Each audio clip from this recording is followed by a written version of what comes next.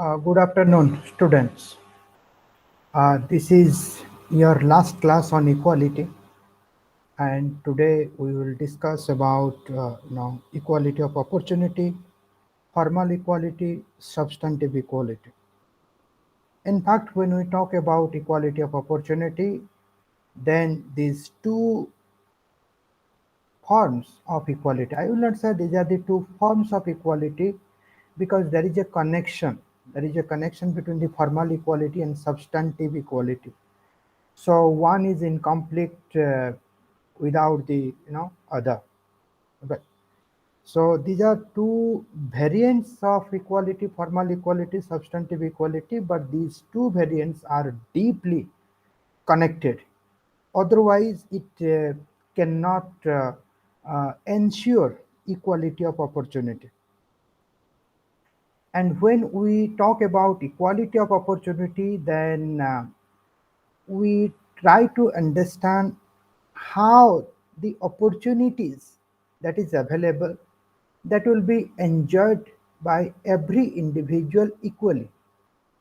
So the question comes that are all individuals equal? If not, then how all individuals will enjoy that opportunity equally? Then what we should do?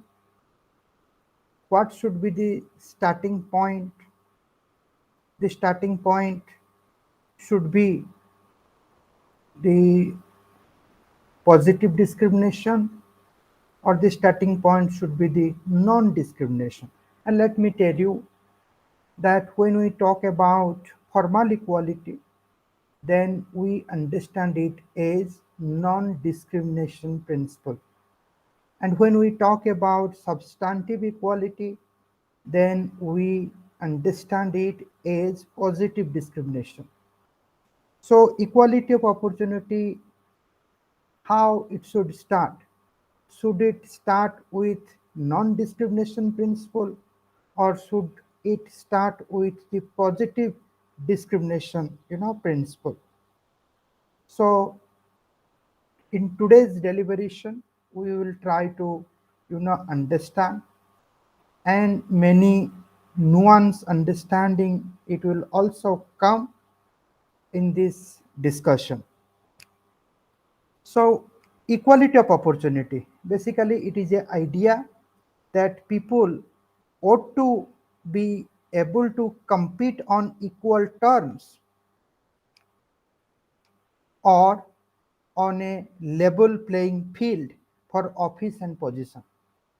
This is equality of opportunity. What does it mean? It means the opportunities must be enjoyed equally. Equally. And without leveling the playing field. Here playing field means every individuals are competing for something. For example, for a post, official post, position. Now, is the starting point of every individual when they are competing for a position or post is the same? If it is not, then their playing field, their starting point should be labeled. And equality of opportunity gives importance on leveling the playing field. And when we talk about leveling the playing field, it means there should be non-discrimination and there should be positive discrimination. So equality of opportunity, as I said, it includes both the principles of non-discrimination and the principles of positive discrimination. In the very beginning, at the outset, I made this statement. Equality of opportunity is equal to formal equality plus substantive equality. Now, the two conceptions of equality of opportunity are prevalent today in the Western democracy. I have already said it. I'm just repeating it. Now, what is the first conception? The first conception is that society should do what it can to level the playing field among individuals who compete for position. Now, how the society will level the playing field? Now, it can do during the period of formation. During the period of formation. What does it mean? It means in a playing field, individuals are from advantaged group and from disadvantaged group. And the society must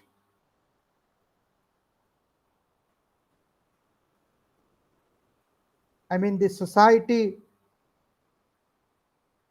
uh, must label, the society must work with the disadvantaged people in the very beginning when their disadvantaged was information. From that point, the society must work with disadvantaged people. For example, the society can give compensatory education for children from the disadvantaged section. Now, once competition is start, there should be no discrimination. But to enable you for the competition, the society should give the compensatory benefits so as to enable you for the competition. So that is something, you know, during the period of formation, the society must enable individuals of disadvantaged section for the competition. That is what we understand it as positive discrimination. So positive discrimination is not that uh, there will be, kind of discrimination in the competition or in the result. Here, positive discrimination means the competition will be fair, but if you are incapable, if you do not have the necessary ability to face the competition, then the society will help you. So this is the first aspect of equality of opportunity, that is positive discrimination. Now, once competition is start, now in competition for a position in society, all individuals who possesses the attributes relevant for the performance of the duty of that position in question be included in the pool of eligible candidates. Now, who will be selected for the competition? Those who have the relevant attributes in their character, and relevant attributes means attributes that is necessary for the performance of the duties of that position, right? So those who are having those necessary attributes, they will be included, or they should be included in the pools of eligible candidate. And individual possible occupancy of the position to be judged only with respect to those relevant attributes. The qualities which are required for the performance of, or the qualities which are required to carry the responsibility of that position, on those qualities the individual should be examined and the individual should be selected. This is that is the base on which one individual will be selected. 99 may not be selected, right? So this is a legitimate discrimination. The base of the discrimination is legitimate. And in the second conception of equality of opportunity, we understand there is also illegitimate discrimination. And that illegitimate discrimination should not be there. It should be curtailed by the principles of non-discrimination. Non-discrimination should be followed against cleavages that is not related with the skills required for the job.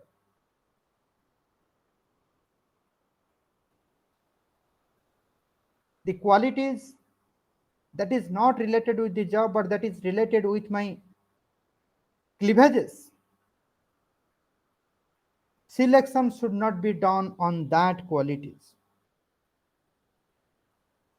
Now, the important aspect, as I said, these are the two conceptions of, you know, equality of opportunity. The important, the core point of equality of opportunity is level the playing field. Now that level the playing field starts with non-discrimination principle. Non-discrimination. That nobody will be discriminated. Or in other words, in Aristotelian sense, we can say that equals should be treated equally and non-equals should be treated unequally. Unequals should be treated unequally. There should not be any discrimination. Now this non-discrimination principle says that the presence of discrimination gives unfair advantage to some against some. So the discrimination, the presence of discrimination gives unfair advantages and equality is against the unfair advantages. But the level, the playing field principle does not stop at non-discrimination principle. It goes further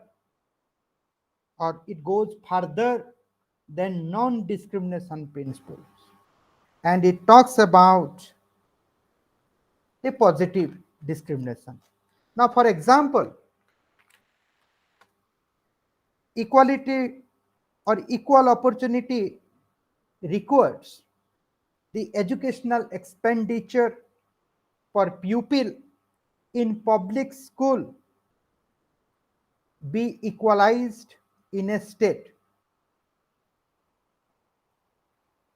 Now, if such will be appropriately implemented, then would it mean the complete of the level playing field process?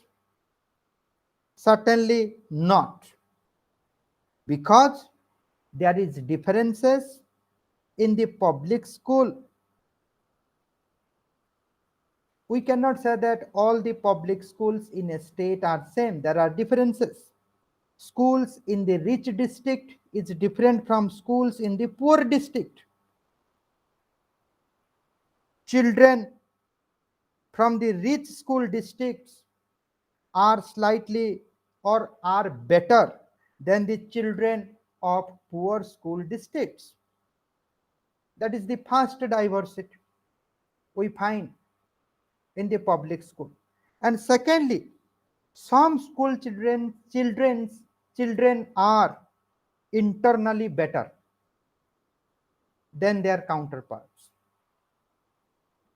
Some are high achiever, some are achievers, some are average, some are below average. In fact, the genes, the family backgrounds, the neighborhood of the children are the external strengthening factors for them. So, consequently, the leveling the playing field is weakened. So, there are different diversities, and all these diversities are naturally or socially producing an unequal atmosphere. So that's why the leveling the playing field, to level the playing field might requires compensating those with inferior qualities and inferior external circumstances. Then only they can fairly compete in the playing field for that position. Now, equal opportunity principles holds individual accountable for the achievement of the advantage in question. Now, this equal opportunity principle is very interesting. It holds that if the individual is holding a office, then the reason should be it is his achievement.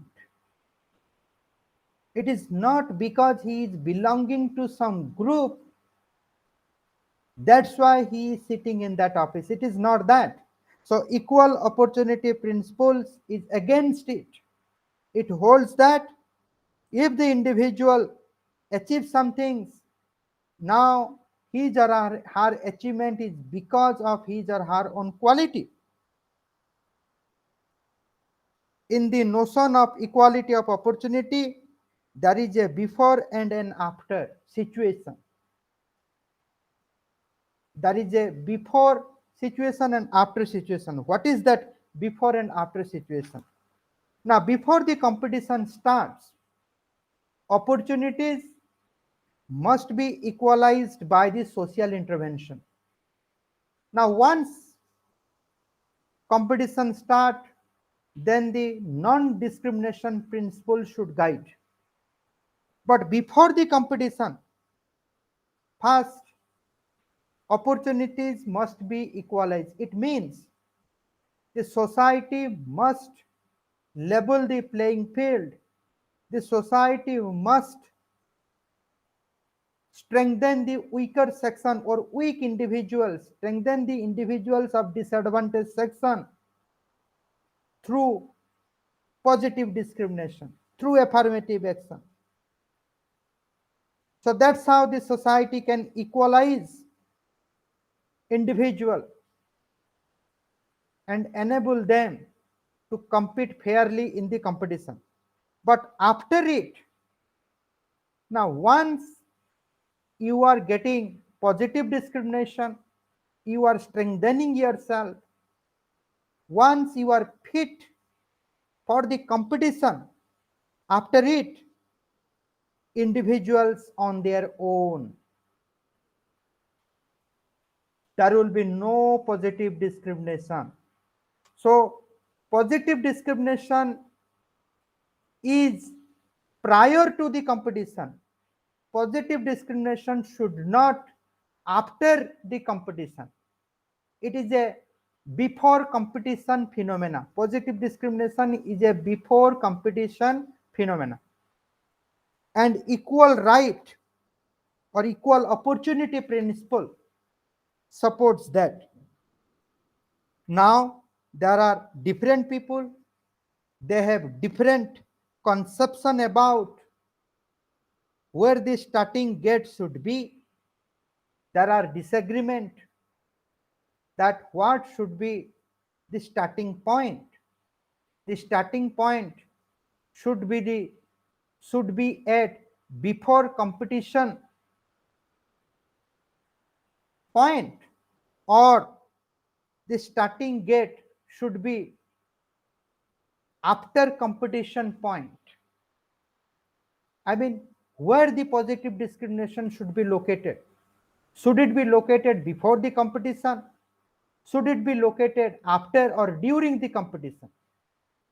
There are disagreement, and there are also disagreement about the degrees to which individuals should be held accountable for the outcome or advantage they eventually enjoy.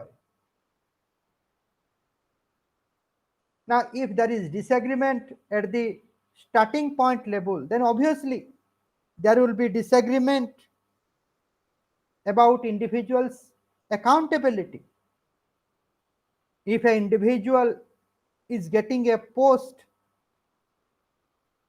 due to positive discrimination, then should that individual be respected? There are disagreement. Some are saying yes, they should be respected, some are saying no. And when some are saying no, it means they understand positive discrimination is after competition phenomena. Now, if the positive discrimination is prior to the competition, then individuals' accountability is just. Individuals should be respected. But if positive discrimination is a post competition phenomena, then there are differences in the opinion or in the understanding of different people. Some are saying they should be respected, some are saying they should not be respected. Right. So let me take 2 minutes break, and I will come with formal equality and substantive equality. All these concepts, as I said, these are all inclusively connected with one another. So let me come back after 2 minutes.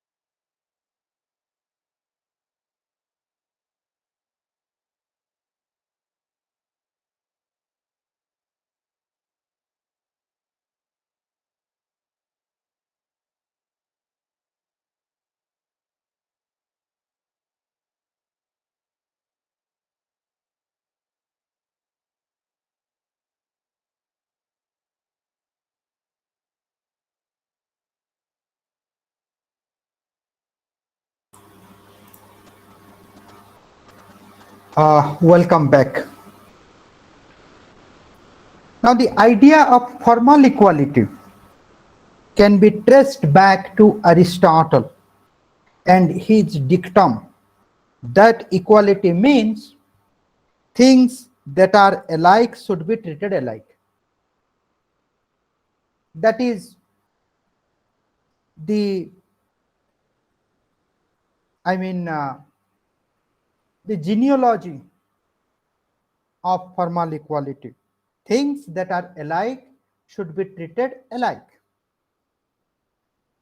Now, if you see the formal equality, which is primarily the based on the non-discrimination principle, Now this formal equality, it promotes individual justice as the basis for a moral claim to virtue.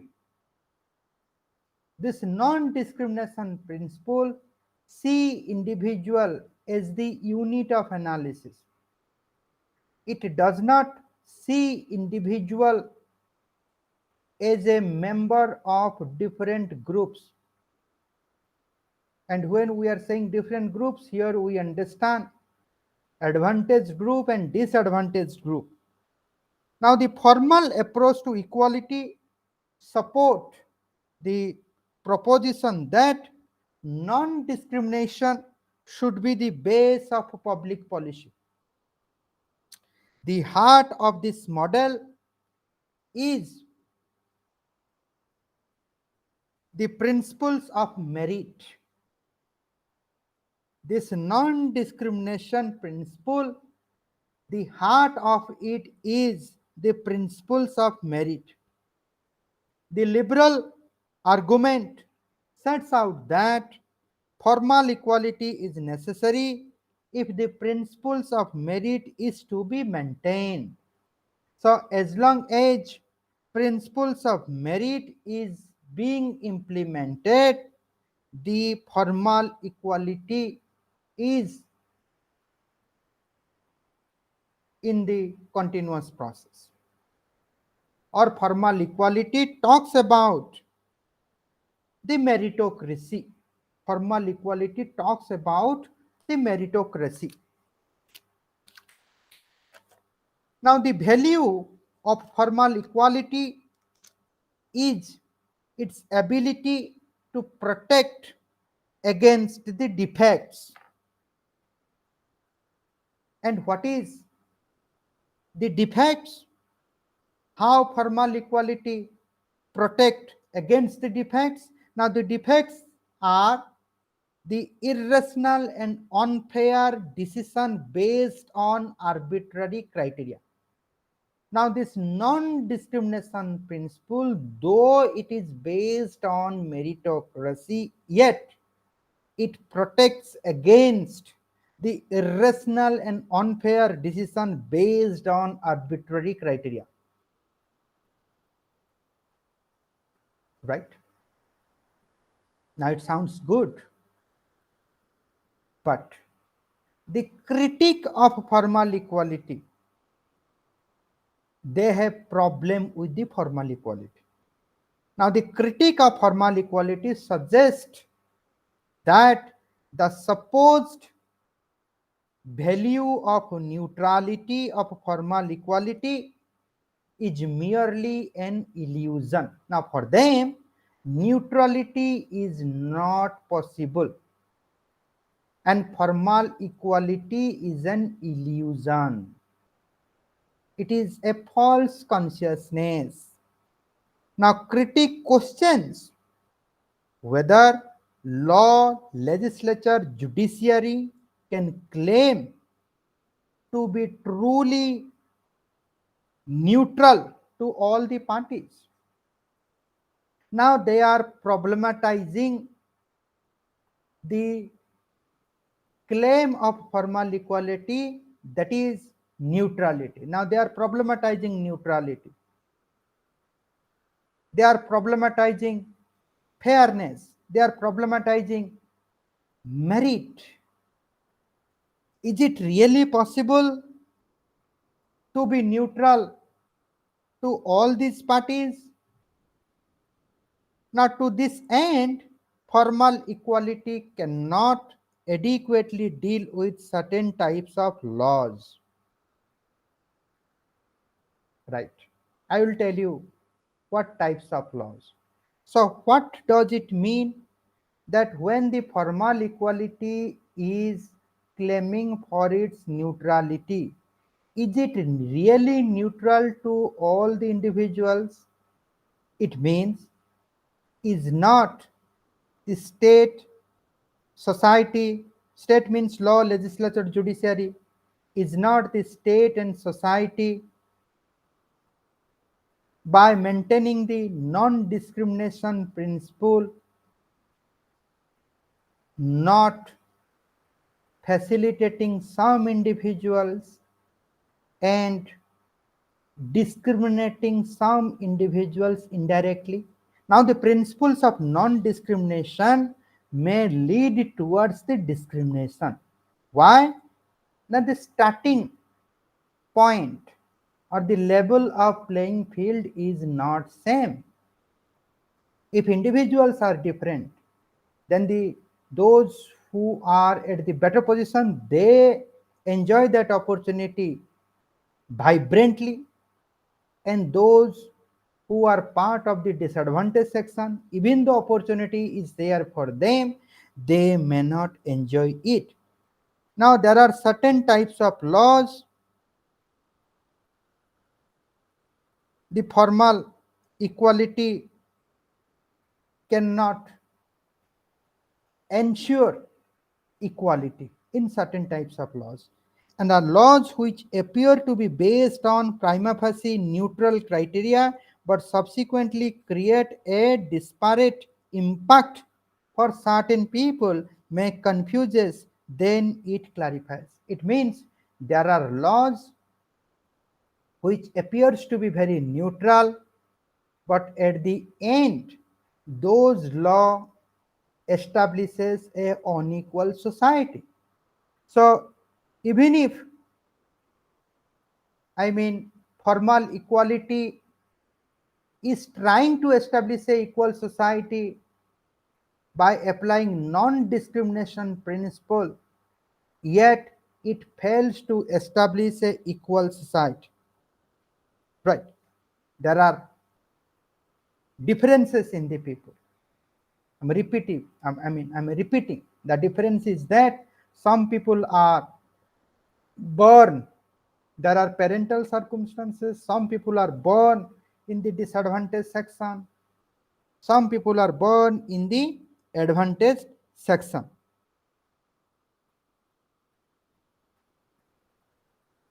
Right.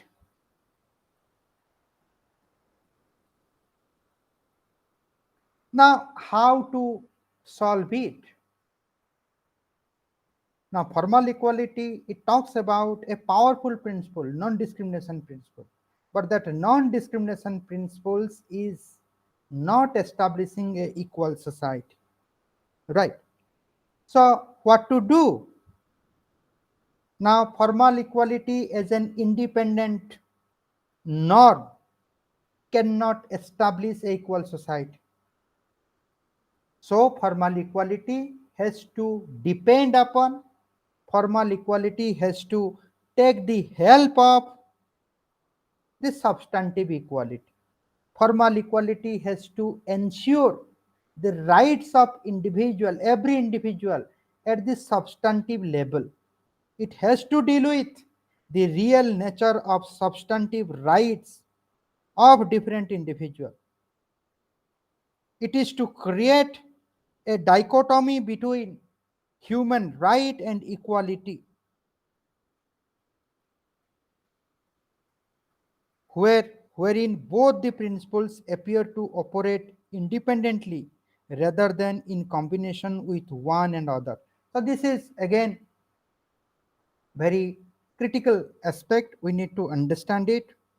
So what it means, that formal equality may not ensure substantive rights of the individual.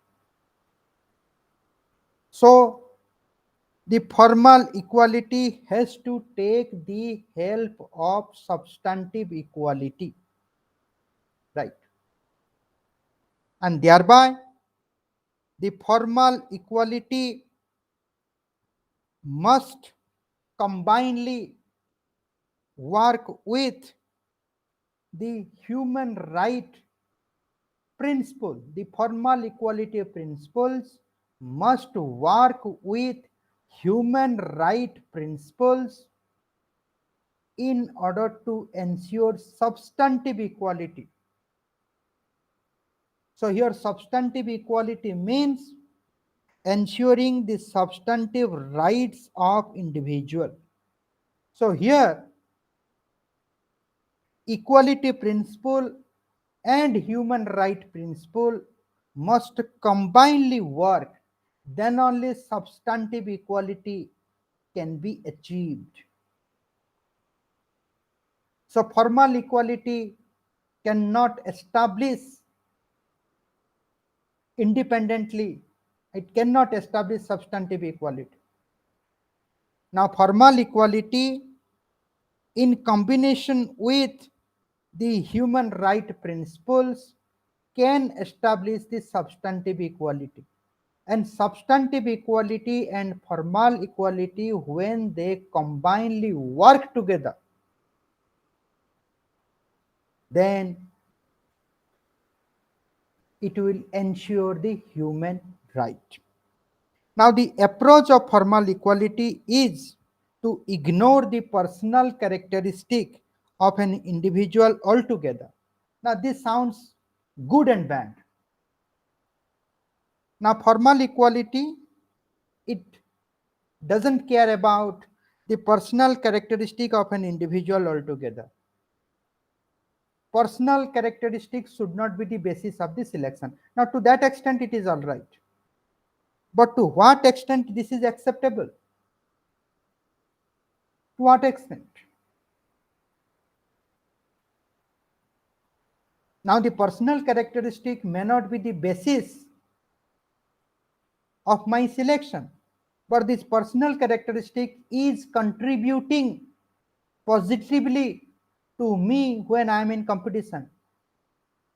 No doubt I am winning a position on the basis of that merit, but that merit is being contributed by my personal characteristics.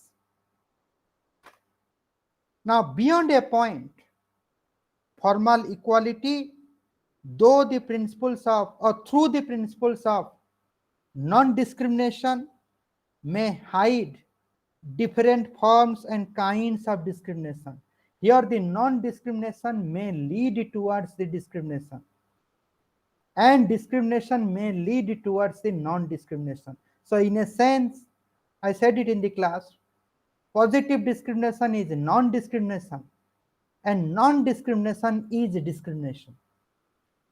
If you apply your critical faculty of mind, you can understand it.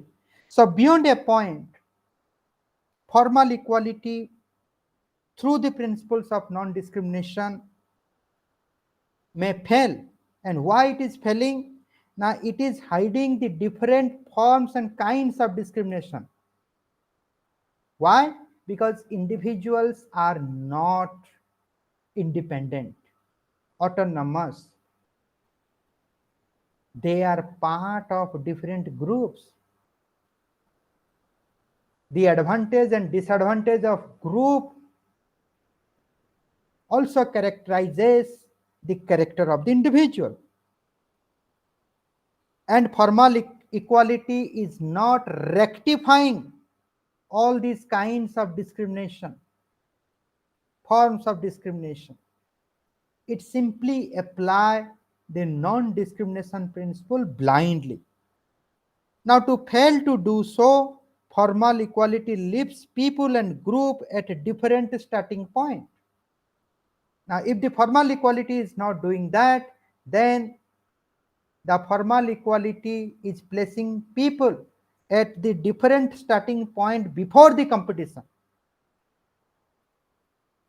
So thereby, the competition will not be fair. Right. Now, how to realize the starting point? Now, this question is the base of the emergence of substantive equality, that is positive discrimination. Now, how to equalize the starting point? As I said in the beginning, the society, before the competition starts, the society must apply the positive discrimination. And once competition starts, individual will be left on their own. That I mean, in the now once competition starts, positive discrimination will be stopped. So positive discrimination is a pre-competition phenomenon.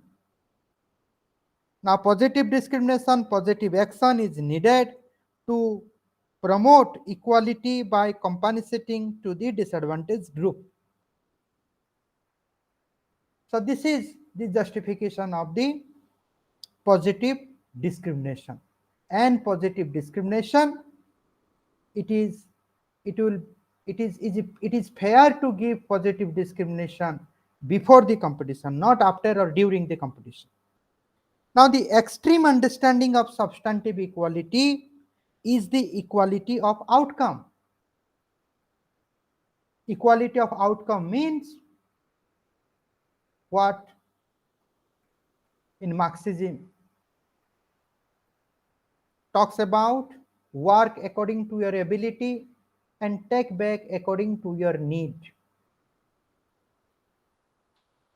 So that is the equality of outcome, and equality of outcome advocates for social redistribution into the application of equality. Now the extreme understanding of substantive equality is the equality of outcome.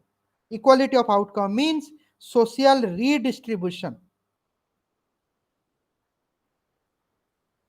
but that is an extreme understanding of substantive equality. However, substantive equality is represented by the concept like reverse discrimination, positive discrimination, and affirmative action. And all these terms, the meaning of all these terms are same. And it means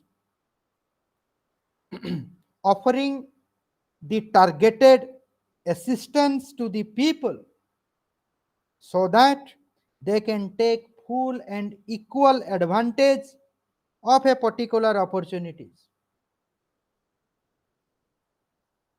It means explicitly treating people more favorably on the grounds of race, sex, religion, or belief, etc. For example, appointing someone for a job just because they are either female, either Dalit, either tribe, or either Muslim. Since they are belonging to that category, they are being appointed. The appointment is not based on the merit. However, in the Indian context, you will find there is also the principles of meritocracy that is applied in the reserved category. But this is not a open competition. That is competition within that group. So some people say that these people are in the job not because of open competition, but because they belong to a particular group, but because of their cleavages.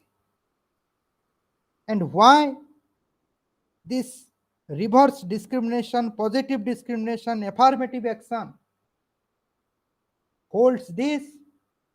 It is because they understand that social redistribution may go against the individual's dignity. Hence, those who are weak, they must be facilitated. So if the first generation, by this principle, if the first generation is having the reservation facility, then the second generation should not get. And why the first generation is given the reservation facility? In order to make them enable, in order to raise their standard for the open competition. But unfortunately, in India, you will find reservation, it is continuing from one generation to the other generation. Thereby, the kind of practices of positive discrimination in India or in different parts of the world, it produces different forms of marginalization, different forms of discrimination. Now, in many ways, equality of outcome approach is politically controversial. Why it is politically controversial? Now, one perceived danger of this approach is that it places too little emphasis on the importance of accommodating diversity by adapting existing structure. Now, this is a danger. The moment you apply this equality of outcome approach, then you are dismantling the diversity. you are you are dismantling the differences between the individuals. Some individual they work, some individuals are lazy, poor, and if the lazy and poor will get equal output what a truly working individual get, then it may go against the dignity of that working individual. So some philosophers and theorists argues against this equality of outcome approach because this approach focus focuses on the disadvantaged group, thereby demoralizes the advantaged group. It gives importance to the lazy person, and thereby it demoralizes the person who is truly working. Now, it has been recognized that the principles of equal treatment sometimes requires different treatment for certain group. Right. So, equality of outcome is not a good idea. Hence, substantive equality mostly rests on the idea of positive discrimination or affirmative action. And it has been recognized that for equal treatment, sometimes different treatment on certain grounds is required. Sometimes it is fair to select an individual on the basis of his or her gender, on the basis of his or her caste, on the basis of his or her religion, and it is perfectly appropriate from equality principle perspective. So now the question is, will the advantage group successfully incorporate the disadvantaged group by respecting positive discrimination? So equality of outcome approach, it is gone. It is not possible because it is against the dignity of advantaged or dignity of individuals of advantaged group. Now the question arises, will the advantaged group successfully incorporate the disadvantaged group by respecting positive discrimination, or they will be guided by their selfish interest and unfair understanding? The answer should be the positive. Normatively, answer should be the positive. If it is not, then it should be. Human rights and equality discourse should have consistently and organically incorporated issues relating to diversity and cultural appreciation into its rubric. It means equality discourse cannot alone fight for substantive justice. Now, equality discourse has to take the help of human right discourse. I have said it during my lecture. Equality discourse must take the help of human right discourse, and both these discourse should organically work on these issues of substantive equality. They have to engage with the beneficiary and the non-beneficiaries of positive discrimination. There should be constant engagement with them. So treating these issues outside the equal right framework will only serve to dilute the force of human right discourse. So the issues of equality discourse and the issues of human right discourse should be the same. It should not be separated. Equality discourse, the goal of equality discourse, the goal of human right discourse are not different. They are the same. The moment you are differentiating equality discourse from human right discourse while handling the issues of substantive equality, then you are diluting these two discourses. Now, equality as a standalone principle has a little impact on combating substantive disadvantage. There are inequalities at the substantive level. Equality alone cannot address the substantive disadvantages.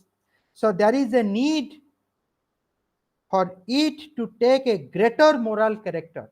And that greater moral character, the equality discourse can get it when it incorporates, or moral character, when it incorporates moral character from the different other discourses, or there is a need for it to take a greater moral character to invest in other moral principles, for example, human right principles, and form an ethical basis from which acceptable human relationship can be derived. So, the equality discourse must take a greater moral character. It must invest itself with different other moral principles. It should form an ethical basis from which acceptable human relationship can be derived.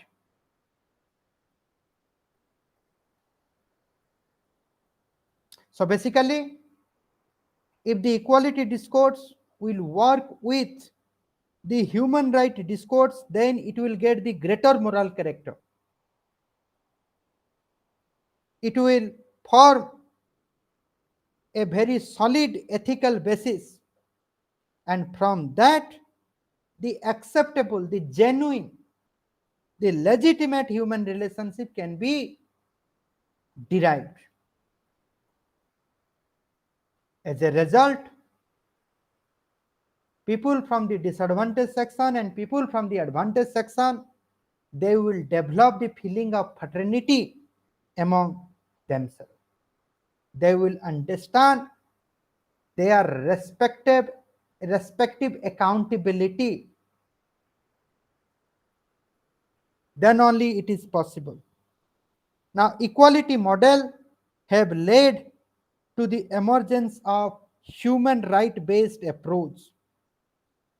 Now, equality model alone cannot work towards that direction, towards developing that fraternity.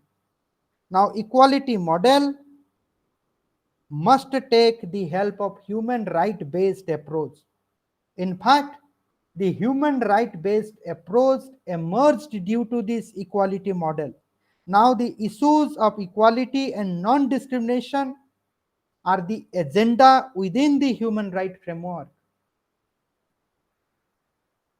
So, this discrimination, non discrimination, equality, the issues related to equality, issues related to non discrimination are actually the agenda within the human right framework.